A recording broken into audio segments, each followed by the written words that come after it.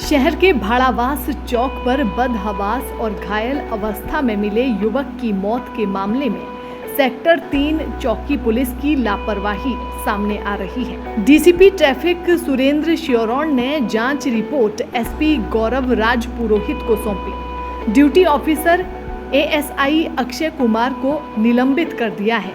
सदर थाना पुलिस मृतक की पहचान के लिए प्रयास कर रही है, लेकिन अभी तक सफलता हासिल नहीं हुई है। तस्वीरों में दिखाई दे रहा ये वही युवक है जिसकी जान चली गई है मात्र पुलिस की लापरवाही की वजह से। 72 घंटे से अधिक समय होने के बावजूद मृतक का पोस्टमार्टम अभी तक नहीं हो पाया था। कोर्ट के आदेश के बाद आज पोस्टमार्टम होगा। कोर्ट के आदेश पर पोस्टमार्टम की वीडियोग्राफी भी करवाई जा रही है। पोस्टमार्टम रिपोर्ट से मौत के असल कारण स्पष्ट हो पाएंगे। उसके बाद सदर पुलिस आगामी कार्रवाई करेगी। सर, मेरा नाम अजीत यादव है जी। क्या कुछ मामला है? मेरा जी होलसेल का काम है दवाइयों का, भाड़ावास रोड पे। मेरे ऑफिस के आगे सुबह 8:15 साढ़े 8 बजे एक आदमी थोड़ा सा बदहवासी हालत में बैठा था। तो जब 112 पे कॉल करके वो इधर उधर पानी मांगने के लिए एक दूसरे घर में जा रहा था, तो उन्होंने 112 पे कॉल करके पुलिस बुला ली। और जी हमने 112 में वो उसको बैठा के ले गए। हमने उससे पूछा भी कि आप इसका क्या करोगे, तो उन्होंने कहा कि हम इसे सेक्टर 3 चौकी में छोड़ देंगे, हमारा इतना ही काम है। उसके बाद जी उन्होंने सेक्टर 3 चौकी में छोड़ा नहीं छोड़ा मुझे नहीं मालूम, लेकिन नेक्स्ट डे उसकी डेड बॉडी मिली सन सिटी बाईपास के पास, नाले के पास। तो उसके बाद जी जब मैंने उनसे सदर थाने में मैंने बात की, तो मैंने उनसे बताया कि ऐसे ऐसे इसको कल लेके गए थे यहाँ पर सुबह मेरे यहाँ से। तो उन्होंने फोटो भेजी जी कि ये मर चुका है।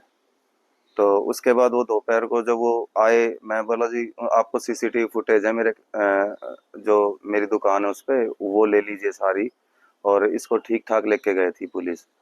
तो उन्होंने वो इंक्वायरी करने आए, उन्होंने सीसीटीवी फुटेज में देखा। उसके बाद जी मैंने उनसे जब पूछा कि इसका क्या करेंगे, तो बोले कोई इसका शिकायत करता नहीं है, तो इसकी बॉडी को इसको रख के 72 घंटे में इसको डिस्पोज ऑफ कर देंगे। वहाँ जी मुझे अच्छा नहीं लगा, क्योंकि मुझे लग रहा था वो अच्छे घर का लड़का है, या फिर उसके माँ बाप को पता चलना चाहिए उसके साथ क्या हुआ। और जी मुझे नहीं लग रहा था कि पुलिस वालों का जिस तरह से स्टेटमेंट थी कि वो इसको यही था कि इसको डिस्पोज ऑफ कर देंगे। तो जी मेरे को अच्छा सा नहीं लगा। इस वजह से मैंने कंप्लेंट की एसपी साहब को, ताकि इसके माँ बाप को और इसको न्याय मिल सके। उसके बाद जी एसपी साहब ने जो दिशा निर्देश दिए, फिर हम कोर्ट के अंदर हमने एक एप्लीकेशन दी कि इसकी बॉडी आइडेंटिफाई करवाई जाए, ताकि इसके माँ बाप का पता चल सके। लेकिन आज के दिन भी इसके बारे में कुछ नहीं पता चला जी। आज मुझे यहाँ बुलाया गया इसकी बॉडी आइडेंटिफाई करने के लिए, और इसका पोस्टमार्टम हो रहा है। और जी सेक्टर 3 चौकी और इनका आप देखिए कैसे क्या हुआ, आगे मुझे कुछ नहीं पता जी। पुलिस वालों ने अगर अच्छा व्यवहार किया होता तो ये हॉस्पिटल में होता जी। अगर इसके पहले से भी चोट लग रही थी या कुछ भी था जी, अगर पुलिस वालों ने ठीक से किया होता तो जी ये मरता ही नहीं, ये बिल्कुल ठीक था जी। मैं आपको सीसीटीवी फुटेज उपलब्ध करा दूंगा, जब मेरे पास से लेके गई थी पुलिस, ये बिल्कुल ठीक था जी। इसके चोट थोड़ी बहुत लग रही थी, लेकिन ये ठीक था जी, ये मरना नहीं चाहिए था। तो अगर इसको प्रॉपर ट्रीटमेंट दिलाती, इस कोई केस दर्ज करके, ना पुलिस ने कोई केस दर्ज किया जी इसके लिए, ना कुछ, सीधा इसको कैसे छोड़ा, कैसे ये मरा मिला, ये बहुत जरूरी जांच का विषय है जी। भाई साहब, ये दरअसल हत्या का मामला है।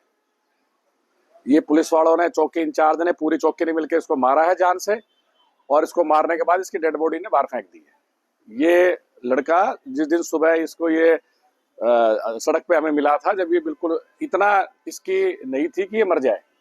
आप देखो वीडियो सारी इसकी चल रहा है, आराम से बैठा है, पीठ पे चोटें हैं और कुछ नहीं था। इसको बैठने के लिए कहा कि गाड़ी में बैठेगा, बोल नहीं पा रहा था, थोड़ा चोट चाट में होगा या कुछ और नशे में हो गया, कुछ करा होगा, तो इसको बैठने का ये राजी खुशी बैठा था। अब ये लोग स्टेटमेंट बार बार चेंज कर रहे हैं, कभी कहते हैं कि चौकी में से उठ के भाग गया, कभी कहते हैं गाड़ी में से अस्पताल से भाग गया, कभी गाड़ी से उतर के भाग गया। और दरअसल बात ये है कि चौकी इंचार्ज और ये चौकी वाले स्टाफ सारे मिले हुए हैं, इनने इसके साथ जाति करी, इस जाति मर गया।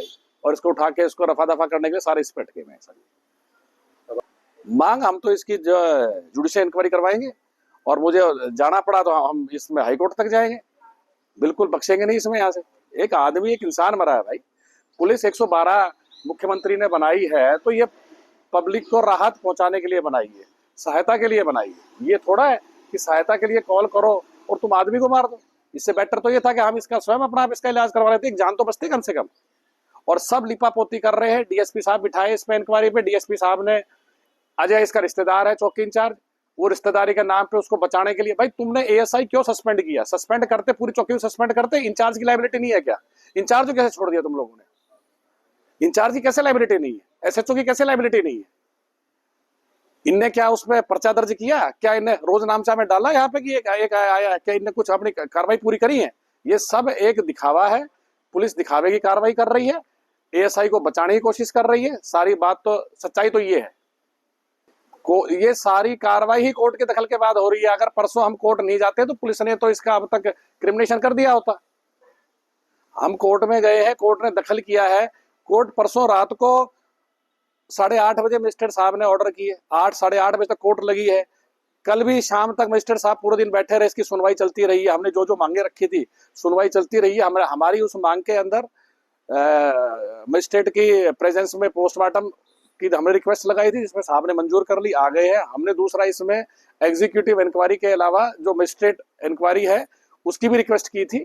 वो अब साहब ने ऑर्डर, हमें उम्मीद है कि वो हमारी मंजूर होगी। और यहाँ अगर नहीं होती है तो we shall be moving to high court, definitely we shall be going to the high court. Dainik Savera के लिए रेवाड़ी से महेंद्र भारती की रिपोर्ट।